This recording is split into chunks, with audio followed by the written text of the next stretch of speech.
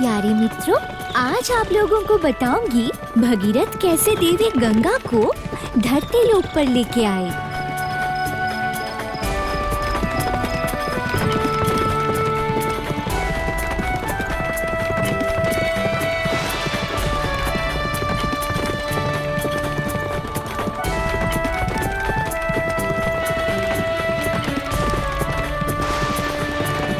प्यारे पुत्र, वो देखो माँ गंगा। इसी नदी में हम लोग स्नान करेंगे। हाँ पुत्र लक्ष्मण, चलो अब हम सब मिलकर माँ गंगा के पास जाते हैं। उनके जल में स्नान करके स्वयं को शुद्ध करते हैं।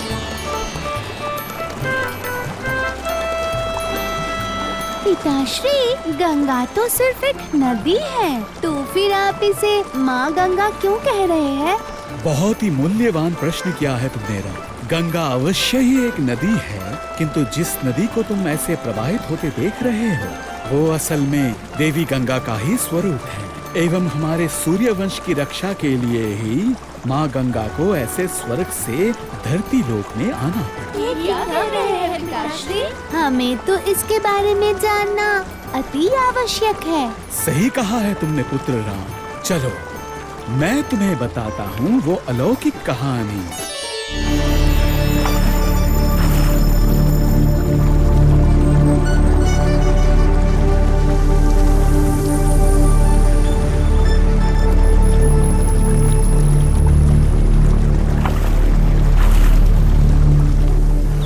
हमारे पूर्वज सगर राज के 60,000 पुत्र थे, जो कपिल मुनि के शाप से जलकर राख हो गए थे।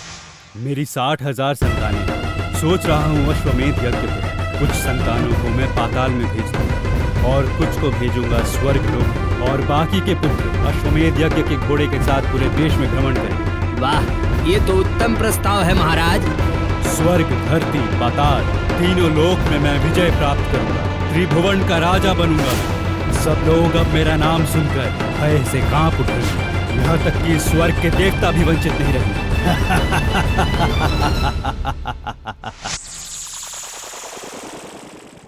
प्रजापति ब्रह्मा, हे प्रजापति ब्रह्मा, घोर विपत्ति आन पड़ी है। सगर राज ने अपना अश्वमेध यज्ञ प्रारंभ कर दिया है। ऐसा करने से वो स्वर्ग, धरती और पाताल तीनों लोक के राजा बन जाएंगे। उसके बाद इंद्र की माया से धरती में दिन में ही रात उतर आई। अश्वमेध के घोड़े को लेकर इंद्रदेव सीधे पहुँचे पाताल लोक, जहाँ पे तपस्या में लीन थे कपिल मुनि। उन 60,000 पुत्रों को भनक तक नहीं लगी।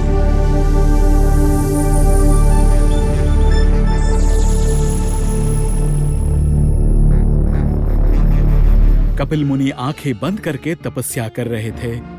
उसी अवसर का लाभ उठाकर देवराज इंद्र ने कपिल मुनि के ठीक पीछे बांध दिया। मैं स्वर्ग लोक लौट जाता हूँ। अब देखते हैं राजा सगर के पुत्रगण कैसे इस अश्वमेध के घोड़े को ढूंढ निकालते हैं। इसके बाद उन्होंने क्या किया? अश्वमेध के घोड़े को जब वो ढूंढ नहीं पाए, सगर राजा के वो 60,000 पुत्र चारों तरफ उसे ढूंढने निकल पड़े। स्वर्ग और धरती पे ढूंढने के बाद वो आकर पहुंचे पाताल में, और वहीं उन्हें मिल गया वो अश्वमेध का घोड़ा। और वो घोड़ा तब भी था उस ध्यान मग्न कपिल मुनि के पीछे। और वो देखकर वो लोग बहुत क्रोधित हो गए। उन्होंने सोचा कि शायद कपिल मुनि ने ही उनका घोड़ा चुराया। क्रोध के मारे उन लोगों ने कपिल मुनि पर आक्रमण कर दिया। कपिल मुनि का ध्यान भंग हो गया। क्या कह रहे हैं? इसके बाद क्या हुआ? उसके बाद और क्या, कपिल मुनि इतना क्रोधित हो गए कि उनकी आंखों से अग्नि बहने लगी।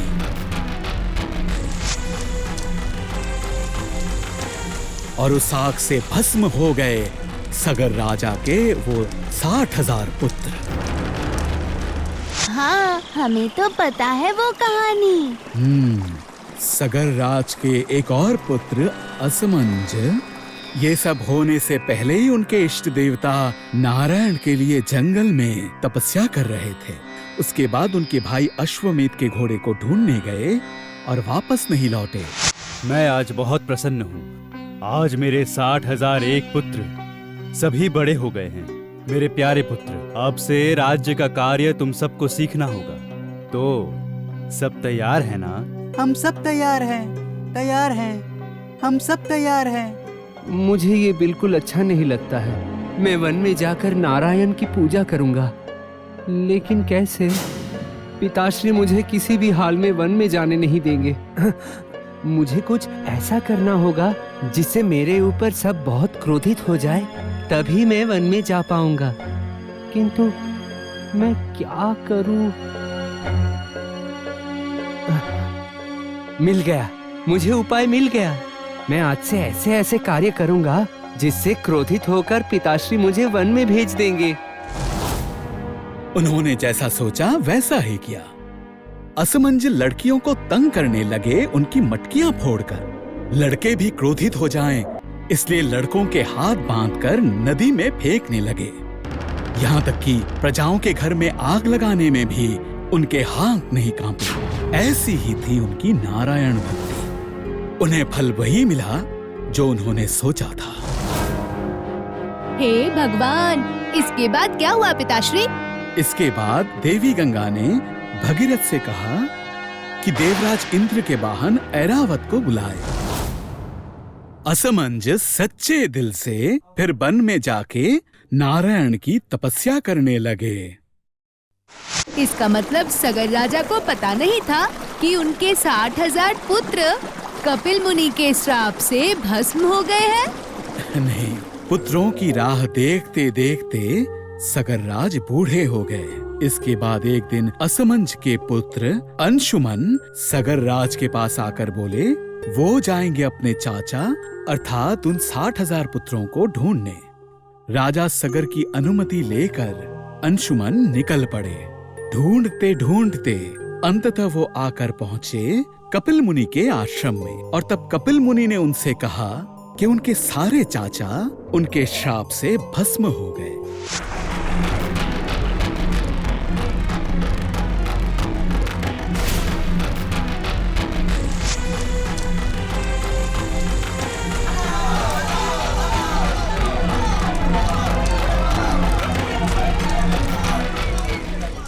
अंशुमन ने कपिल मुनि को बहुत समझाने की चेष्टा की कि वो उनके चाचाओं को मुक्त कर दे।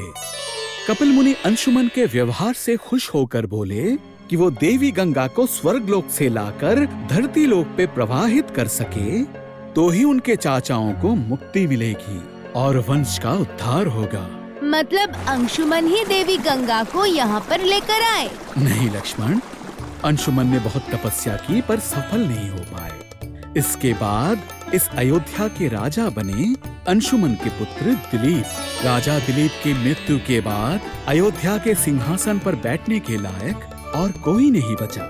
तब महादेव के आशीर्वाद से दिलीप के दोनों रानियों में से एक रानी ने एक पुत्र संतान को जन्म दिया और उनका नाम भगीरथ था। इस भगीरथ ने फिर से चेष्टा आरंभ की। वो हिमालय में जाकर महादेव की तपस्या आरंभ की। कई वर्षों की दीर्घ तपस्या के बाद महादेव को भगीरथ संतुष्ट कर पाए। अंततः महादेव स्वयं आए भगीरथ के पास।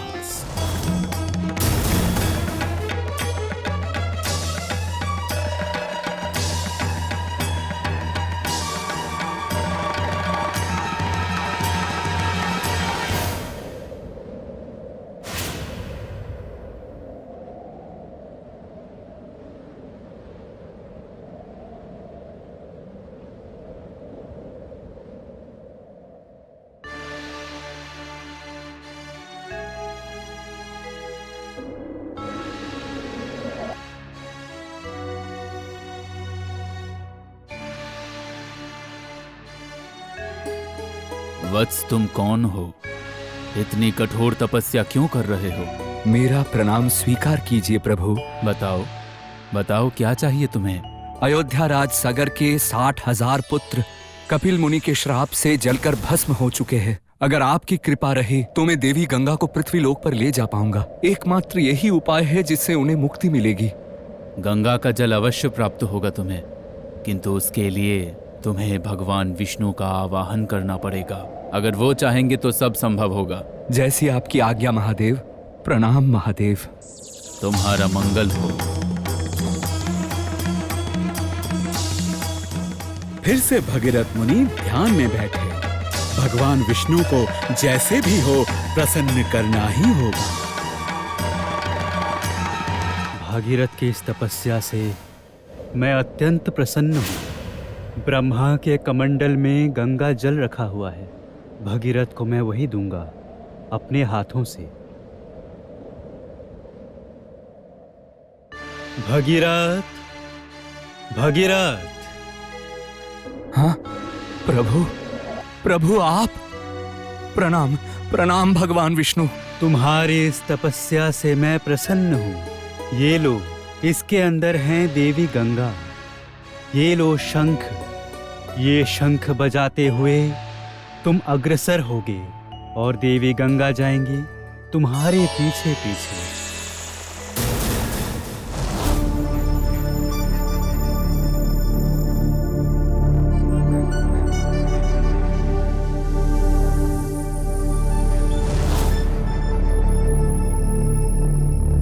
प्रणाम भगवान विष्णु, जैसी आज्ञा। गंगा के स्पर्श से सगर वंश का सारा पाप धुल जाएगा। केवल सगर वंश ही नहीं, जो भी मनुष्य गंगा में स्नान करेगा उसके भी सभी पाप गंगा में धुल जाएंगे। अनुमति दीजिए भगवान विष्णु, ताकि मैं यहाँ से जा सकूं। तुम्हारा मंगल हो।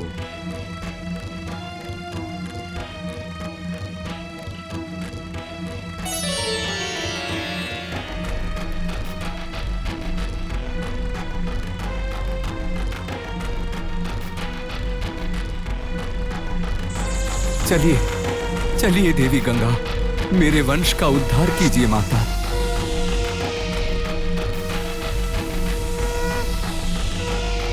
इसी तरह भगीरथ शंख बजाते हुए देवी गंगा को धरती लोक की ओर लाने लगे।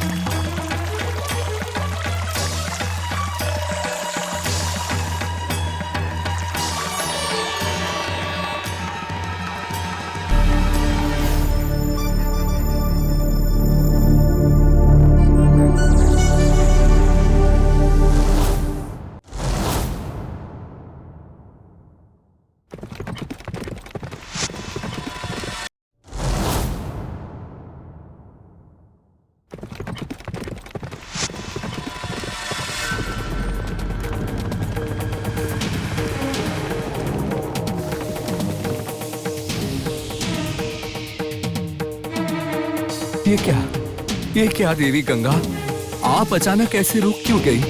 वत्स भगीरथ, मैं जिस गति से पृथ्वी पर जाऊंगी उसका भार पृथ्वी सह नहीं पाएगी। इसका एकमात्र उपाय है देवादिदेव महादेव। महादेव?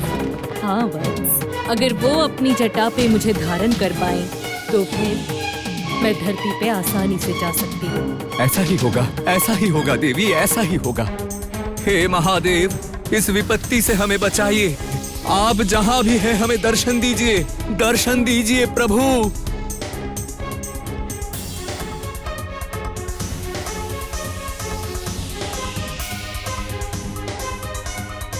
तथास्तु, ऐसा ही होगा वत्स। मैं अपनी जटाओं में ही गंगा को धारण करूंगा, ताकि देवी गंगा जब धरती पर जाएंगी तब पृथ्वी लोक पर कोई विपदा ना आए। देवी गंगा, तुम निश्चिंत होकर जटाओं पर विराजमान हो सकती हो।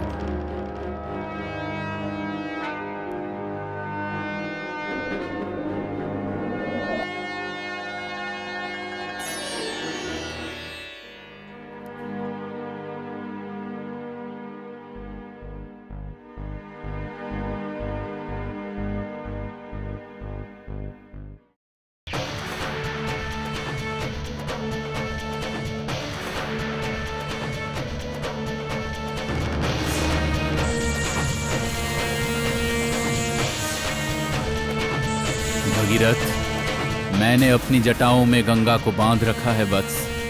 अब देवी गंगा को ऐसे प्रवाहित कीजिए जिससे पृथ्वी लोक को कोई क्षति ना पहुंचे। तथास्तु। महादेव ने देवी गंगा को अपनी जटा से मुक्त किया। यहीं से गंगा 3 भागों में बहने लगी। एक नदी का नाम हुआ मंदाकिनी,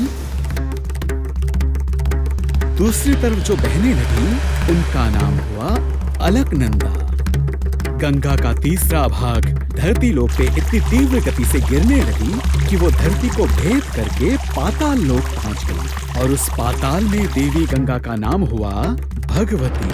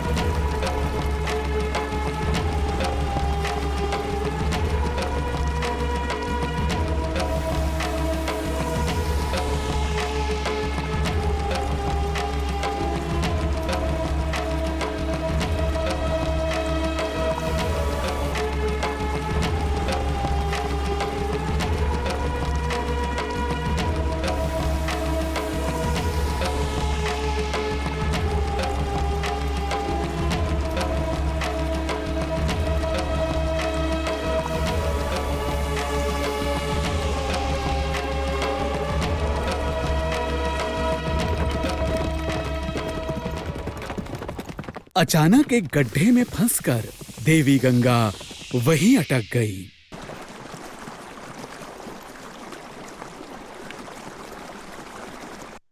देवी गंगा, आप कहाँ हैं? आप कहाँ हैं देवी गंगा? आपको मैं देख क्यों नहीं पा रहा हूँ? आप कहाँ हैं? देवी गंगा, देवी गंगा। मैं यहाँ हूँ भगीरथ, मैं यहाँ हूँ। हे भगवान, इसके बाद क्या हुआ पिताश्री? इसके बाद देवी गंगा ने भगीरथ से कहा कि देवराज इंद्र के वाहन ऐरावत को बुलाए। वही एकमात्र है जो पर्वत तोड़कर देवी गंगा के लिए मार्ग बना सकता है। अवश्य भगीरथ तब देवराज इंद्र को स्मरण किया। हाँ राम, और देवराज इंद्र ने अपने वाहन ऐरावत को भेजा। हाथी ऐरावत आकर उस पर्वत को तोड़कर उद्धार किया देवी गंगा का। उसके बाद क्या हुआ? ऐसे ही सारी समस्याओं को पार करके भगीरथ देवी गंगा को लेकर पहुंचे कपिल मुनि के आश्रम में। वहां पर तब भी भगीरथ के पूर्वजों की राख अभी भी वहीं पर जमी हुई थी। देवी गंगा ने अपनी जल की धारा से राख को प्रवाहित करने लगी। मुक्ति मिली हमारे पूर्वजों को। भगीरथ इसी तरह से देवी गंगा को धरती लोक पे लाए थे, और उसी दिन से ऐसे ही बह रही हैं मां गंगा। युगों से धरती लोक के मनुष्य ऐसे ही गंगा स्नान करके पुण्य अर्जित करते हैं और उनके पाप धुल जाते हैं। सच में ये एक अद्भुत कहानी है। वो देखो, हम लोग भी महला पहुंचे। चलो चलो सभी।